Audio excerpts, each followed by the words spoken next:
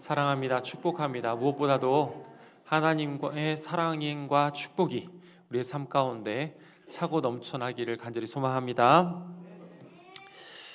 네, 사랑하는 성도 여러분, 요즘 다들 바쁘게 사시죠? 어떤 분이 저한테 그렇게 얘기를 하시더라고요. 목사님, 요즘은요 밥 먹는 것도 스케줄입니다. 아침은 건너뛰고 점심은 회의하면서 먹고 가끔 저녁은 먹었나 기억도 안 납니다. 근데 재미있는 건요, 네티즌에 따르면 요즘에는요 밥 한 끼 거르면 큰일 난다고 생각합니다. 그래서 많은 사람들이 쓰는 말 중에 하나가 밥 못 먹어서 힘들어 죽겠어. 오늘 점심 못 먹었더니 내가 좀 예민하네. 그러네요. 그런 말도 많이 쓴다는 거죠. 근데 이 말을 듣다가 문득 그런 생각을 해봤습니다. 밥 못 먹으면 힘든데 우리의 영은 어떨까? 말씀은 며칠 안 먹으면 예민하게 반응하고 있는 우리의 모습일까? 말씀을 안 먹어도 괜찮다고 괜찮게 신앙생활을 하는 우리의 모습은 아닐까? 여러분은 어떠십니까? 여러분의 신앙 가운데 그 말씀 어떠한 가치로 여기십니까?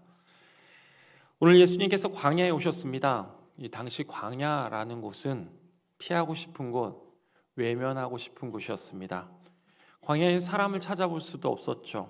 멀리까지 보이는 것은 그저 흙, 돌밖에 없습니다. 나무도 거의 없고 그늘도 거의 없습니다. 햇볕은 머리 위에서 그대로 쬐고 있고 바람은 뜨겁게 얼굴을 때려냅니다. 근데 놀라운 거는요, 이 자리에 찾아오신 예수님이 잘못 찾아서 오신 게 아니더라 하는 겁니다. 성경은 말하고 있습니다. 성령에게 이끌려 광야로 가서. 그러니까 이 광야는 사탄이 끌고 온 것이 아니라 하나님이 허락하신 자리였더라 하는 거죠.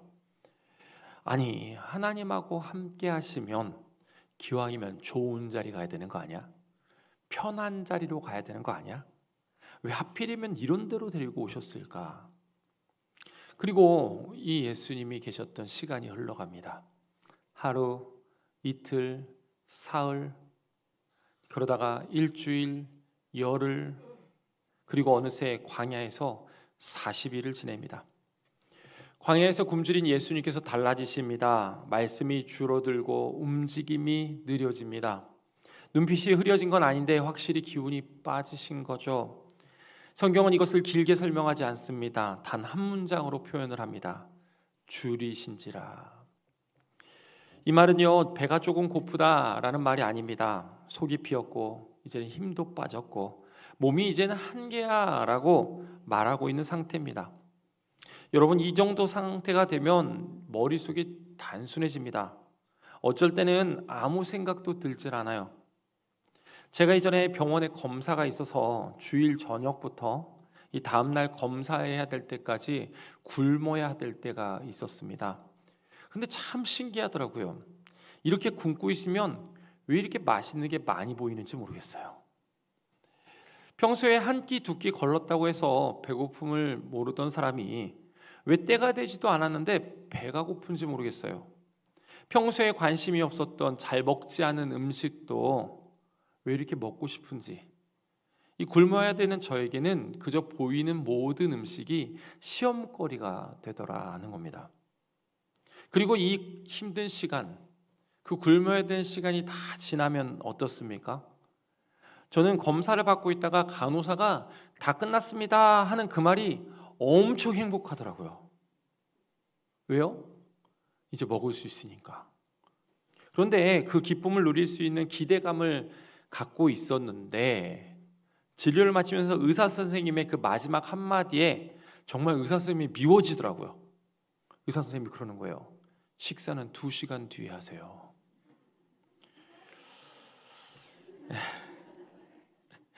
이전에 말씀해 보니까요, 40일을 밤낮으로 금식하신 후에 줄이셨다 이렇게 말을 합니다. 40일간 굶고 기도했습니다. 그리고 길고 긴 그 시간이 이제 끝난 거예요. 이제 딱 한 가지만 하면 됩니다. 뭡니까? 먹는 거죠.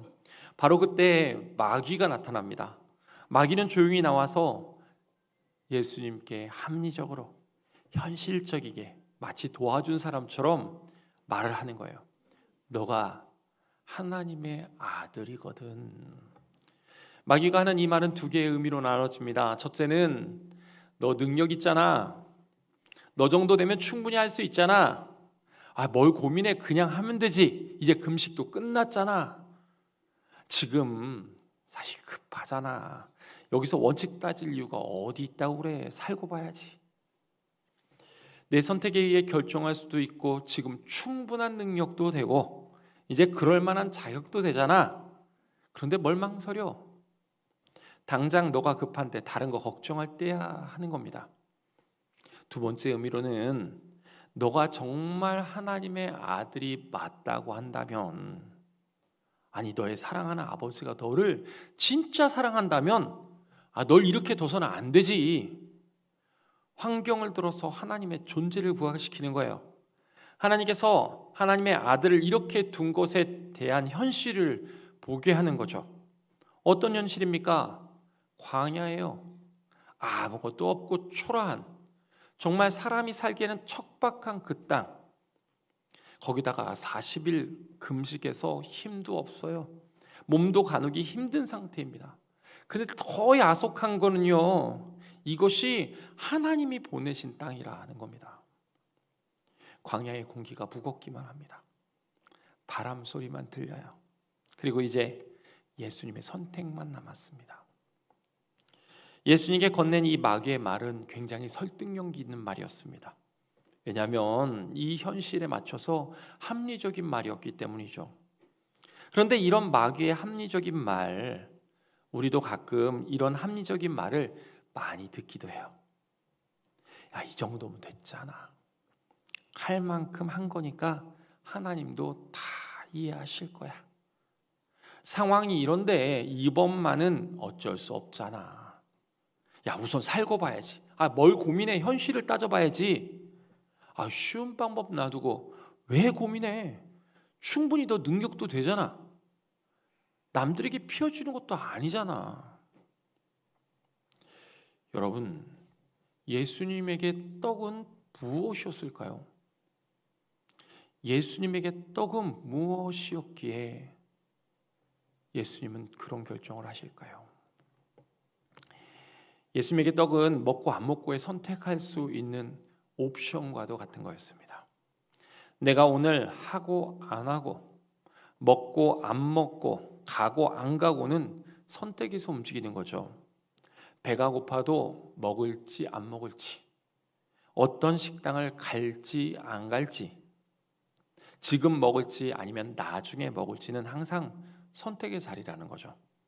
그래서 이것은 항상 옵션이라고 하는 겁니다. 옵션은 있으면 좋습니다. 즐겁게 해줄 수도 있고 선택적인 의지에 있어서 하는 것이기 때문에 내가 하고자 하는 의지대로 더 즐겁고 더 유익하고 재미있게 할 수 있습니다. 또는 상황에 따라서 거절하기도 하고 피할 수도 있습니다. 근데 이와 반대의 상황이 하나 있죠. 이와의 반대 상황은 내 선택이나 의지에 상관없이 반드시 해야 되는 것, 옵션이 아니라 필연적 생존이라 하는 것입니다. 반드시 해야 되는 것을 말하는 거죠. 안 하면 안 되는 강제성이 일두인 것이에요. 유익과는 관계없이 해내야 되는 겁니다. 타의로 하는 것이기 때문에 때로는 즐겁지 못할 수도 있습니다. 이것은 그래서 필연적 생존이라고 하는 거예요. 예수님은 사탄의 합리적인 말을 옵션의 상황으로 받으셨습니다. 참을 수 없는 이 배고픔이 있었고 움직일 수 없는 정말 힘이 없을 만큼의 어려운 자리에 있었지만 그 안에 하나님의 뜻이 있지 않았고 하나님의 주권이 아닌 내가 주도권을 쥐는 일이었기에 현실적이고도 합리적인 제안을 거절하신 겁니다. 하루는 어떤 분이 이런 말씀하셨습니다. 목사님, 저는 말씀이 매우 중요합니다. 기도도 중요합니다. 하나님이 제 우선순위의 1번입니다. 저는 이 마음을 영원히 변치 않을 겁니다. 그런데 일단 2번만 넘기고 시작하겠습니다. 지금 내 앞에 현실을 생각하면 참 합리적인 말입니다. 상황만 보면 지극히 현실적이고 정상적인 선택이죠. 그런데 이 말 웃고 넘길 말은 아닙니다. 왜냐하면 우리 대부분이 이번 달만, 이번 고비만, 이번 결정만 이렇게 살고 있기 때문입니다. 제일 큰 문제는 그 2번이라는 것이 계속된다는 거죠. 겉으로 보면 우리가 잘 살아가는 것 같습니다. 아침에 일어나고 출근하고 할 일을 하고 사람도 만나고 집에 와서 씻고 자고 겉보기엔 멀쩡합니다. 그런데 정말 이게 멀쩡한 게 맞을까요? 성령님께서는 우리에게 계속해서 말씀하십니다. 야, 그래도 말씀대로 살아야 되지 않겠냐? 그래도 이건 아니지 않을까? 너의 이 선택을 하나님이 기뻐하실까? 그래도 영의 양식은 먹고 살아야 되지 않겠냐? 그런데 다른 한쪽에서는 이렇게 말합니다. 지금 상황이 그게 되냐? 말씀대로 살면 지금 안 되잖아. 손해잖아. 다들 이렇게 사는데 왜 너만 그렇게 살아야 되는데? 이번엔 이렇게 하고 다음부터 바꾸면 되지. 우리 인생은요, 늘 여유가 있는 상태가 아닙니다. 가정에 책임이 있고 경제적인 압박이 있고 자녀의 문제, 건강의 문제, 관계의 부담 이런 것들이 한꺼번에 밀려올 때면 말씀은 자꾸 뒤로 밀려납니다. 지금은 말씀을 생각할 상황이 아니야. 지금은 먹고 사는 게 먼저야. 지금을 현실적으로 판단해야지. 그 순간요, 우리는 예수님 앞에 놓여있던 이 광야, 그 광야의 갈등의 자리와 똑같은 자리에 서 있게 되는 겁니다. 말씀을 기준으로 살 것인가? 아니면 상황을 기준으로 살 것인가? 상황은 언제나 급합니다. 상황은 언제나 지금 당장을 요구해요. 그런데 말씀은요, 늘 이렇게 말하는 거예요. 기다려라. 신뢰해라. 내가 책임지겠다. 그래서 마음에 더 갈등이 됩니다. 더 조급함이 찾아오죠. 말씀은 맞는 말인데 지금 내 삶에 적용하기에는 너무나 이상적으로, 너무나 비현실적으로 들릴 때가 많습니다. 이런 흔들림은요, 믿음이 없어서 찾아오는 게 아닙니다. 믿음을 갖고 있는데도 생기는 거죠. 너무 현실 속에서 살아가고 있기 때문에, 너무나 많은 책임을 지고 있기 때문에, 너무나 많은 선택을 매일 해야 되기 때문에 우리는 항상 그 마음에 갈등을 합니다. 그래서 우리는 말씀을 버리진 않지만 잠시 내려놓을 때가 있습니다. 나중에 다시 조금만 여유 생기면, 이번 고비만 지나가고 나면.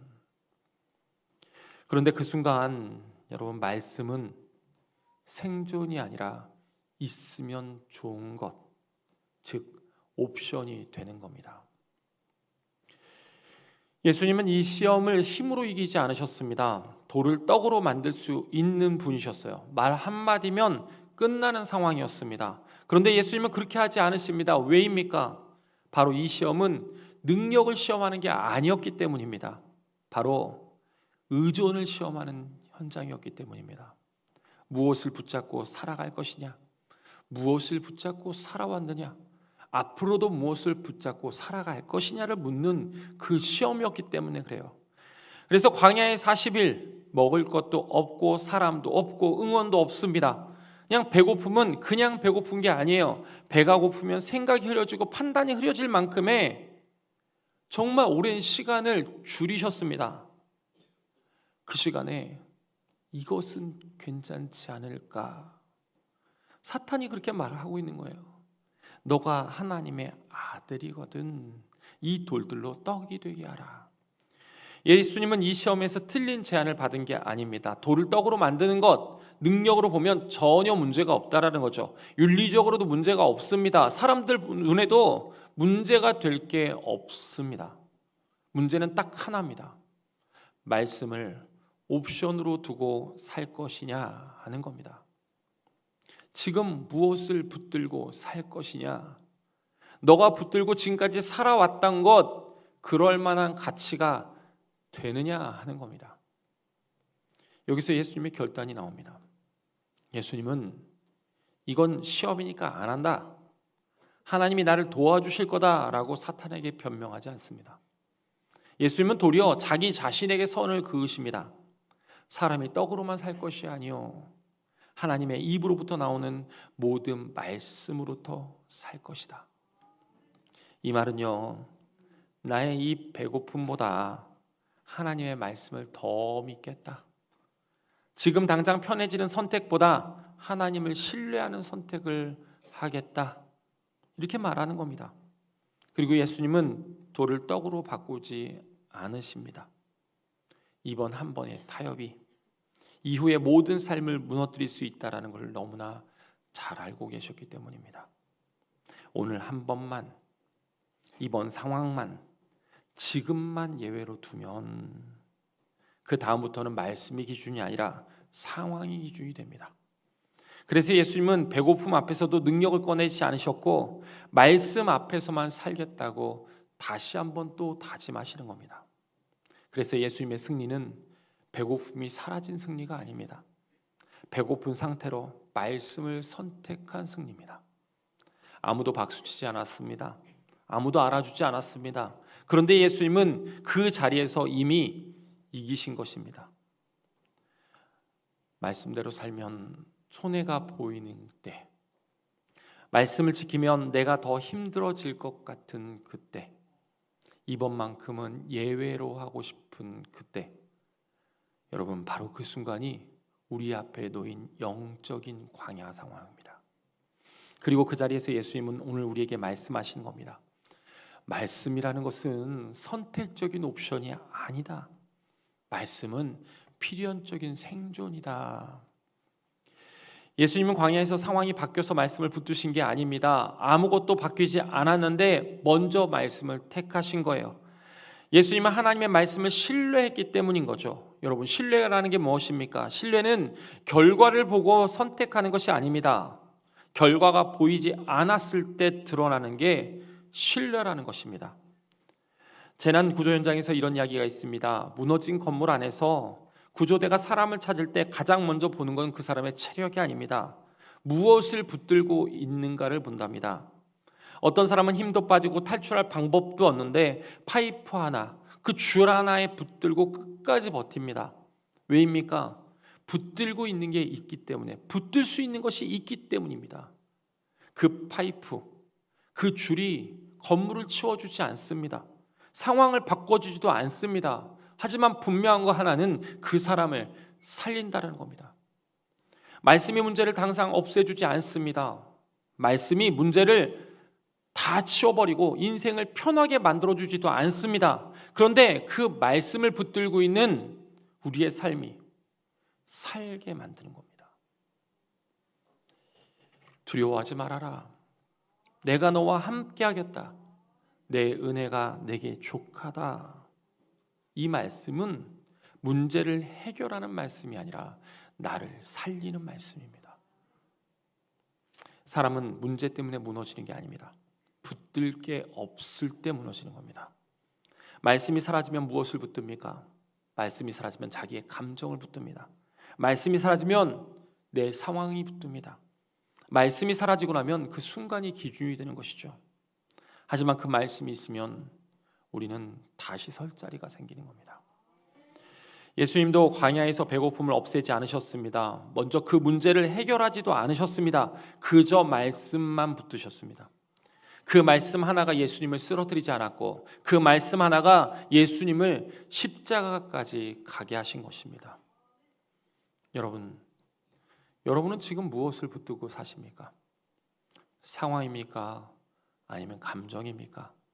아니면 사람의 말입니까?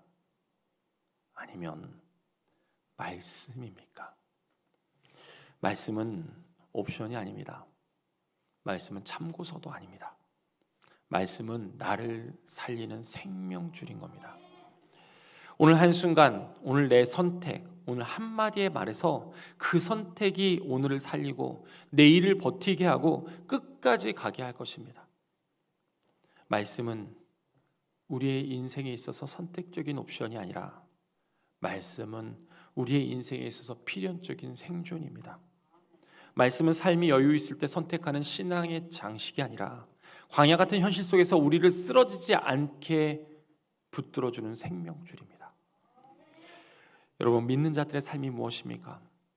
상황이 나를 살리는 삶이 아니라 말씀이 나를 살리는 삶이 믿는 자들의 삶입니다. 형편이 나를 붙들게 만드는 것이 아니라 말씀이 나를 붙들게 하는 게 믿는 자들의 삶입니다. 내 힘이 나를 버티게 하는 것이 아니라 말씀이 나를 세워주게끔 만드는 삶이 믿는 자들의 삶입니다. 예수님이 광야에서 보여주신 승리는 환경이 바뀌어서 얻은 승리가 아닙니다. 말씀을 붙들었기 때문에 얻은 승리입니다. 여러분은 힘들 때 가장 먼저 붙드는 게 무엇입니까? 흔들릴 때 기준이 되는 게 무엇입니까? 무너질 것 같은 순간 나를 붙잡아 주는 것이 무엇입니까? 말씀이 아니라면 우리의 상황은 항상 흔들리게 되어 있습니다. 그래서 말씀은 상황에 따라 붙드는 것이 아니라, 선택적인 옵션이 아니라 살기 위해 붙드는 것입니다. 말씀 붙드는 사람은 쓰러질 수 있습니다. 하지만 망하진 않습니다. 말씀을 붙든 사람은 엎드러질 수 있습니다. 하지만 다시 일어설 수 있습니다. 그 말씀으로 하루를 시작하는 것, 어떠한 선택 앞에서 그 말씀을 기준으로 삼는 것, 흔들리는 순간에도 그 말씀을 놓지 않는 것, 여러분, 그거 하나면 나는 살 수 있는 겁니다. 사랑하는 성도 여러분, 2026년의 삶이 말씀이 중심이 되길 바랍니다. 말씀을 붙드는 선택으로 오늘을 살리고 내일을 버티게 하고 우리 인생을 끝까지 갈 수 있는 우리의 선택, 그것이 바로 말씀이 될 수 있길 바랍니다. 여러분, 말씀이 나를 살립니다. 나는 말씀으로 살겠습니다. 말씀은 내가 붙잡아야 될 필연적인 생존입니다. 여러분, 이 고백을 가지고 2026년 하나님의 말씀을 선택적인 옵션이 아니라 필연적인 선택으로, 필연적인 생존으로 바라보면서 여러분, 하나님의 능력을 경험하며 하나님의 축복의 삶을 누리는 저와 여러분이 되길 이 시간에 들어 간절히 소망합니다.